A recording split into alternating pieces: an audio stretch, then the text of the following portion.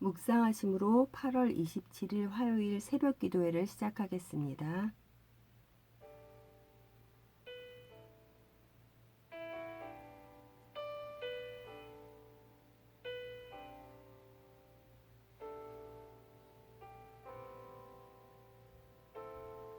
당신의 시간을 뚫고 이 땅 가운데 오셨네.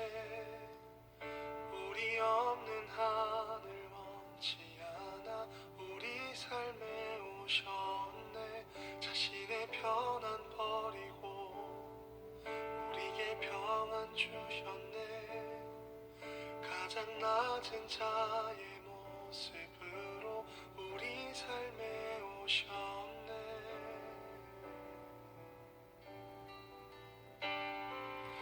하나님 우리와 영원히 함께 하시네.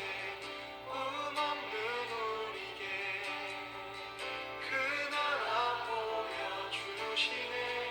연약한 자들의 친구가 되어주시고 힘없는 우리의 인생을 위로하시네.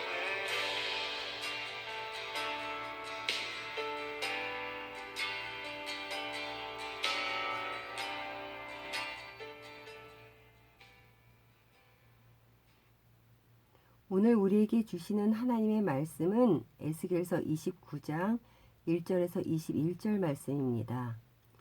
열째 해 열째 달 열두째 날에 여호와의 말씀이 내게 임하여 이르시되 인자야 너는 애굽의 바로 왕과 온 애굽으로 얼굴을 향하고 예언하라.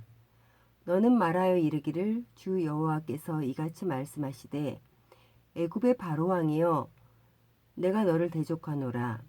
너는 자기의 강들 가운데에 누운 큰 악어라. 스스로 이르기를 나의 이 강은 내 것이라. 내가 나를 위하여 만들었다 하는도다. 내가 갈고리로 내 아가미를 꿰고 너의 강의 고기가 내 비늘에 붙게 하고 내 비늘에 붙은 강의 모든 고기와 함께 너를 너의 강들 가운데서 끌어내고 너와 너의 강의 모든 고기를 들에 던지리니 내가 지면에 떨어지고 다시는 거두거나 모으지 못할 것은 내가 너를 들짐승과 공중의 새의 먹이로 주었음이라. 애굽의 모든 주민이 내가 여호와인 줄 알리라. 애굽은 본래 이스라엘 족속에게 갈대 지팡이라. 그들이 너를 손으로 잡은즉 내가 부러져서 그들의 모든 어깨를 찢었고 그들이 너를 의지한즉 내가 부러져서 그들의 모든 허리가 흔들리게 하였느니라. 그러므로 주 여호와께서 이같이 말씀하셨느니라.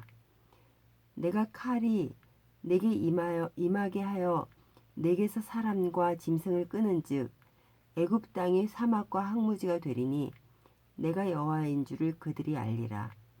내가 스스로 이르기를 이 강은 내 것이라. 내가 만들었다 하도다. 그러므로 내가 너와 내 강들을 쳐서 애굽왕 믹돌에서부터 수엔의 곧 구스 지경까지 황폐한 황무지 곧 사막이 되게 하리니 그 가운데로 사람의 발도 지나가지 아니하며 짐승의 발도 지나가지 아니하고 거주하는 사람도 없이 40년이 지날지라. 내가 애굽 땅을 황폐한 나라들 같이 황폐하게 하여 애굽 성읍도 사막이 된 나라들의 성읍같이 40년 동안 황폐하게 하고 애굽 사람들은 각국 가운데 흩으며 여러 민족 가운데로 해치리라. 주 여호와께서 이같이 말씀하셨느니라. 40년 끝에 내가 만민 중에 흩은 애굽 사람을 다시 모아내되 애굽에 사로잡힌 자들을 돌이켜 바드로스 땅 곧 그 고국 땅으로 돌아가게 할 것이라. 그들이 거기에서 미약한 나라가 되되 나라 가운데서 지극히 미약한 나라가 되어 다시는 나라들 위에 스스로 높이지 못하리니 내가 그들을 감하여 다시는 나라들을 다스리지 못하게 할 것임이라. 그들이 다시는 이스라엘의 족속의 의지가 되지 못할 것이요 이스라엘 족속은 돌이켜 그들을 바라보지 아니하므로 그 죄악이 기억되지 아니하리니 내가 여호와인 줄을 그들이 알리라 하셨다 하라. 27째 해 첫째 달 초하루에 여호와의 말씀이 내게 임하여 이르시되 인자야 바벨론의 느부갓네살 왕이 그의 군대로 두로를 치게 할 때에 크게 수고하여 모든 머리털이 문지러졌고 모든 어깨가 벗겨졌으나 그와 군대가 그 수고한 대가를 두로에서 얻지 못하였느니라. 그러므로 주 여호와께서 이같이 말씀하셨느니라. 내가 애굽 땅을 바벨론의 느부갓네살 왕에게 넘기리니 그가 그 무리를 잡아가며 물건을 노락하며 빼앗아 갈 것이라. 이것이 그 군대의 보상이 되리라. 그들의 수고는 나를 위하여 함인즉 그 대가로 내가 애굽 땅을 그에게 주었느니라. 주 여호와의 말씀이니라. 그날에 나는 이스라엘 족속에게 한 뿔이 돋아나게 하고 나는 또 내가 그들 가운데서 입을 열게 하리니 내가 여호와인 줄을 그들이 알리라.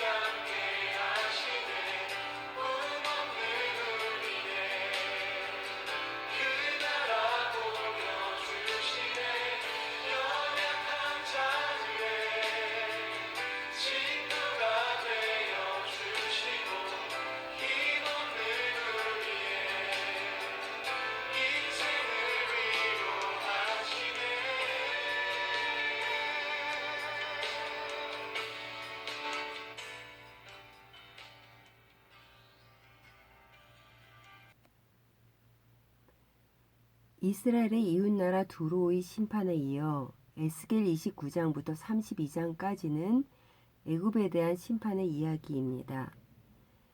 애굽에 대한 심판은 7개의 예언으로 선포됩니다. 오늘 본문은 그중 2개의 예언입니다.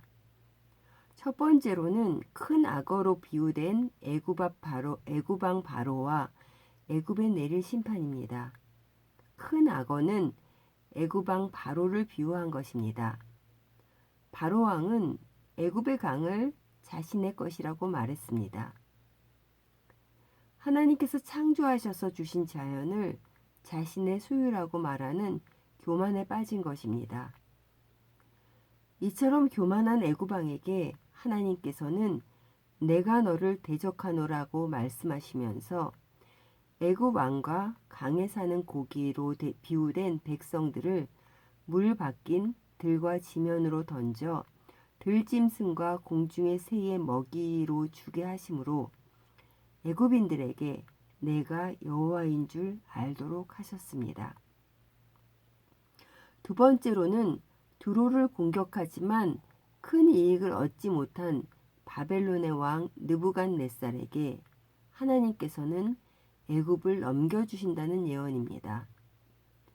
바벨론 왕 느부갓네살이 무려 13년간 두로를 공격했지만 그 세월에 비해 소득이 없었습니다.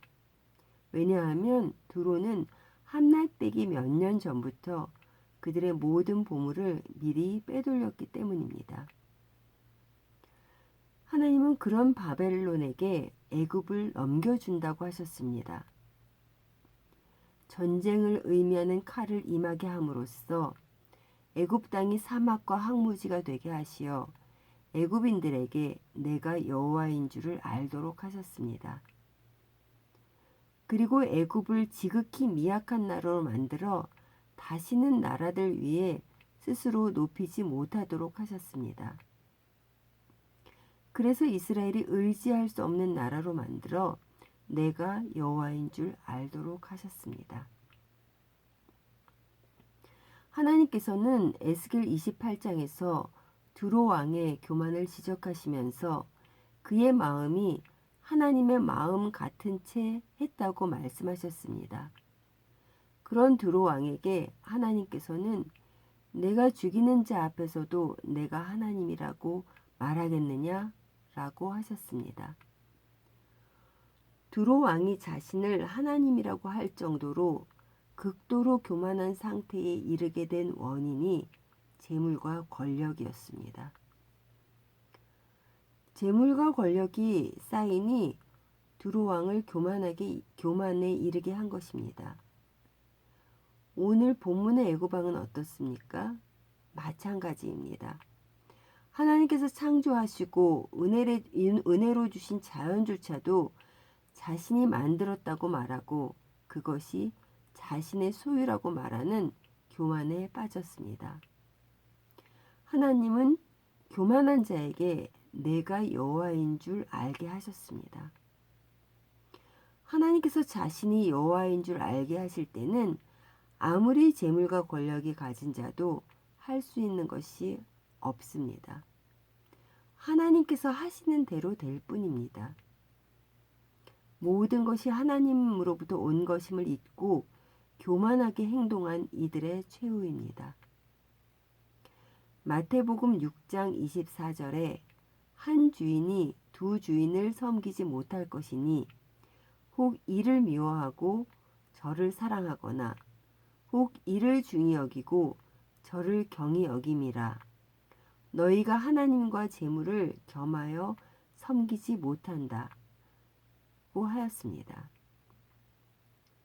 재물을 섬기면 하나님과는 멀어지게 됩니다.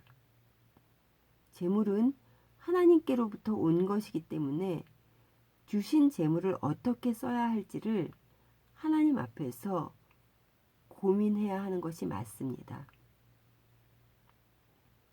사랑하는 성도 여러분, 세상을 살아가는 데는 물질이 필요합니다. 일상의 삶을 유지하기 위해 써야 하기도 하고 모으기도 해야 합니다. 그런데 그 물질에만 집중을 하다 보면 하나님께서 주셨음을 잊을 때가 많습니다.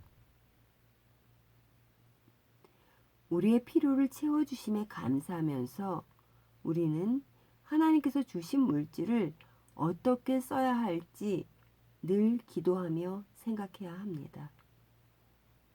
그렇지 아니하면 주신 물질이 흘러가기보다는 고인 물이 되는 것입니다. 고인 물이 많으면 많을수록 하나님과는 멀어지게 된다는 것을 기억하시기 바랍니다. 오늘 하루 하나님 앞에서 자신의 물질관을 들여다보며 하나님께서 기뻐하시는 삶인지를 돌아보는 시간 되시기를 간절히 소원합니다.